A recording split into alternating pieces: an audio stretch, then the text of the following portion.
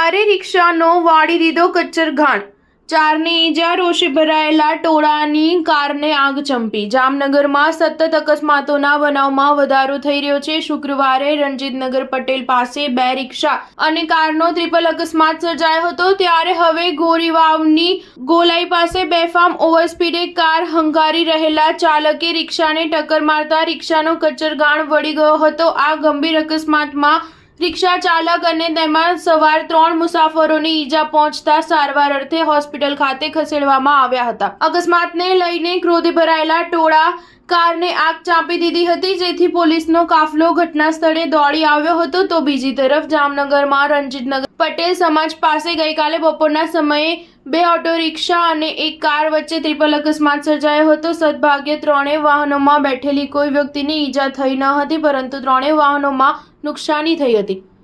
આ બનાવ સમયે લોકોના ટોળા એકઠા થયા હતા।